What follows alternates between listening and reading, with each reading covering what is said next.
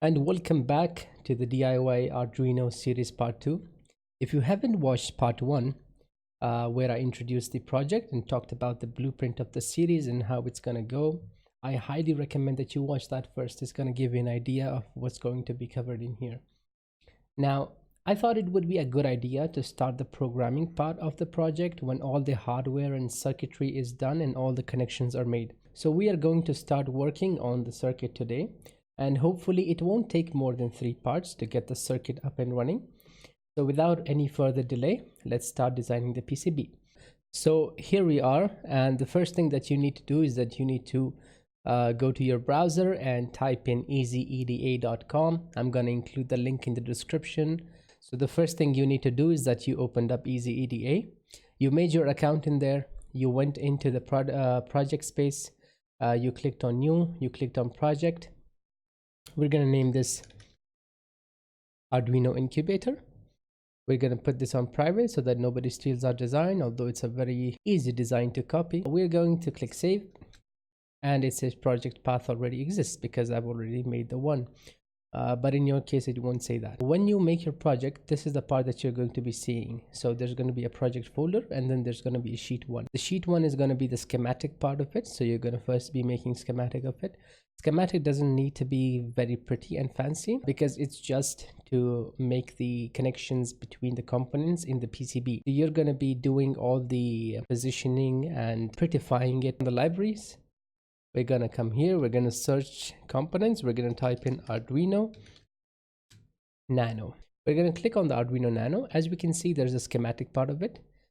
This will be pretty much common between all the design that you're going to find in the library. The next part is the PCB footprint. Now this is very important. If, for example, you're making another design and you're using another type of module, you need to keep in mind that it should have the PCB footprint. Because if it does not have that, your design will not work and you will be scratching your head for like 10 days. So we're good to go. We have a schematic, we have a PCB footprint. Click place. Now you're going to press left click. It's going to drop a copy of it, and then for the to get rid of the next copy, you're just going to click right click and it's going to go away. Now there are a couple of things that we need. We're just going to make a note of it so that it's going to be easy to remember. There are a couple of things that we need to be careful about. So we're just going to make the note of things that we need in this design. So the first thing that we're going to need is that we're going to need connectors. Now what connectors do we need? Let me just increase the font size a little bit.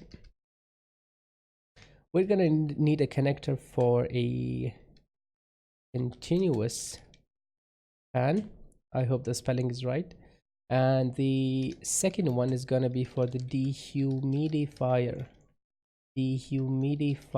fan. We are going to be working with connectors a lot, so a good connector can make your design pretty amazing. Now the connector is very important because when you want to experiment with the PCB, you can't just bring up your whole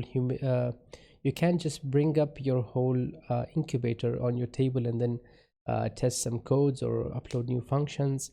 So this connector is going to allow you to disconnect the parts that you don't need, for example the rest of the box, and it's going to give you a microcontroller to work with. We are going to need another connector for a motor. Let's just make some extra connections or extra connectors so that we can have the option to add more features into it later. So what are the kind of features that you're going to need later, or you might even have them in this design? So one of the connectors would be a humidifier. Now this is very important because if you are living in a place where it's low humidity, let's say 30 or 40, it's going to be very hard increasing the humidity. Now you have to close all the ducts, all these spaces, and then it's going to ruin your airflow. It's just a pain. So I suggest if you live somewhere like that, you buy a humidifier. And I'm going to link you a pretty cheap humidifier which is going to do the job, and it's going to be pretty cheap. It's like $1 or $5. That's for my international viewers, of course. If you are living in Pakistan, it's like what, like 300 rupees, 400 rupees. Yes, I almost forgot. There's going to be a connector for an LCD. Now we are going to be using a 20 by 4. I think we should be okay if we use 16 by 2. Of course, the 16 refers to the number of columns in the LCD, and 2 refers to the number of rows in the LCD. So I think because I've worked with it, I think it's going to be enough for our project, because we can later introduce menus, and there's going to be an infinite space for us to write things in, so a bigger screen isn't really necessary. Now a connector for a 16 by 2. I'm gonna make a 4 pin, which is going to be 2.54. That's going to be pretty much standard. We can either make it male or female. I prefer making the connectors male because the connections will be a little bit better, I hope. Anyway, coming back to the humidifier, we need 2-pin connector because there's only plus and minus, and of course we're going to be controlling it through the transistor, so it's not going to burn on it's not going to burn our Arduino. For the motor, 2-pin as well. For the dehumidifier, we're going to need 2-pin as well, because I haven't worked with the dehumidifier, but I'm sure it uses 2 pins, because at the end there is just a there's just a motor in there, or a oscillating disc that actually makes the mist. So I think it's going to be 2-pin, I hope. For the continuous fan, 2 pins also. Now we can do 2 things in here. We can either go for a connector, something like this. These are bulky and these are pretty expensive if you add the cost. Now we're going to be needing how many of these connectors? Let's see, where's our note? Yeah, 4 1x2 connectors. And now we're going to need a 4-pin. Oh, I almost forgot. There's going to be a connector for a heating element. Heating element is going to be 2 pins also. Then there's going to be a connector for an LED strip to provide some lighting for the incubator. It's going to be 2-pin as well. Now let's see. If you count the connectors, it's too much in my opinion. Now you could use something like this, which is a terminal block. You can use this. It's going to be it's not going to be a problem, but since I've worked with it, I can tell you that it's not very comfortable working with this. You know, unscrewing and screwing again and again, it's not going to be comfortable. So we can either go with something like this, or we could go with something like this. So these are our 2 options, or we could go with something like this. Now you might recognize this if you've ever worked with a microcontroller. Now the thing about this is that it's good for supplying the digital signal. Now as you can see, the holes are pretty small here, so this is going to save a lot of the space for the PCB. Now we could go with something like this, but if you've noticed, we are using a heating element. This is going to take a stupid amount of amps. If we run it at 12 volts, it's going to take about 3 amps depending upon the size of the heating element, but I'm going to take 3 amps as maximum. Now these connectors, these take barely any current. Now this is an LED strip. Now this connector, this is not going to be an external connector. There's going to be a PCB one. Now we can just omit that as well.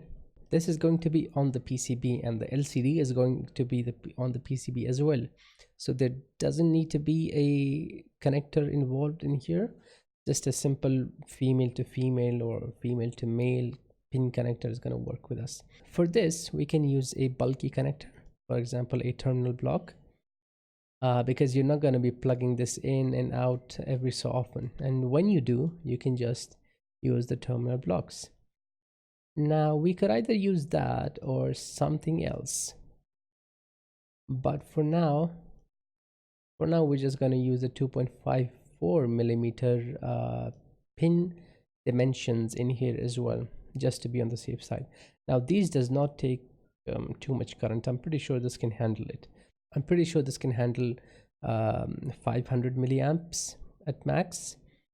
Oh, I almost forgot. Now there's going to be a connector for a servo motor as well. Now this is going to be a 3-pin. I keep forgetting things.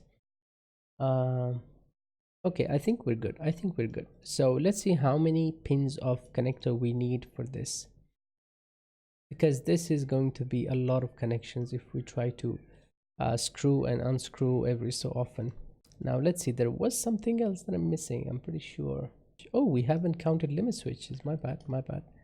Yeah, there's gonna be 2 limit switches. There's gonna be 4 pin, or let's just say, yeah, let's just say 4 pin.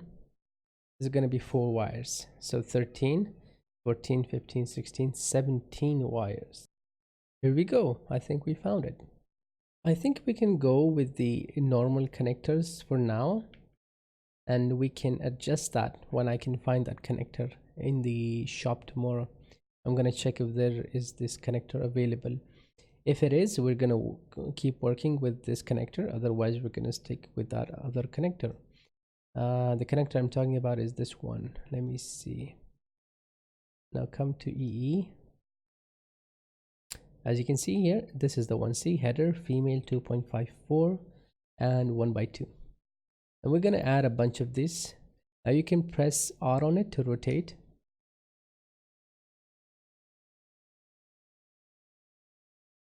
As you can see, these are a lot of connectors. Now I'm just going to make temporary connections here, because it's not going to be a big deal changing the connector, because these are just going to be connections that you're going to be changing. It's not going to be the circuitry that are going to change. So I think we are good to go. Now we are going to make circuit for the set connectors. Now there's going to be a circuit for a continuous fan. I think this would be a good opportunity to introduce some of the transistors and how they work. And we're going to isolate this in here, and we're going to take the rest of them somewhere else, somewhere far, far away. So if you have ever imagined or looked at a switch, you can see that it looks something like this. It doesn't support drag. Okay, now this is a switch. Okay, now you must all know how a switch works. So there is a single connection, there's a break between them, and when you press on this, this closes and the current starts to flow. Now a transistor works in the same way. Excuse me. Yeah. Now a transistor works in the same way. Let me search up a transistor.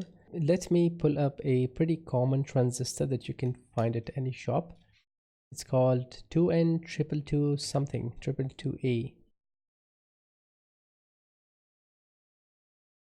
Imagine this as a switch.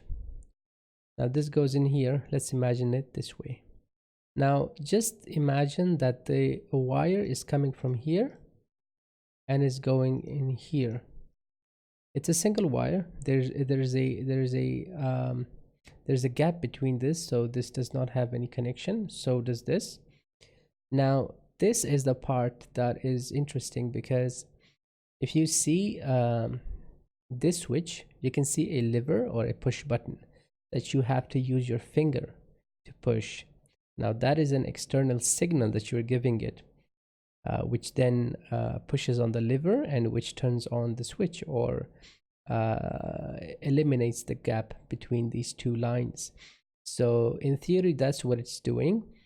You basically provide it with a signal which is going to come from the Arduino. For example, we're going to use a pin which is going to tell the transistor, hey bro, could you please turn on or close?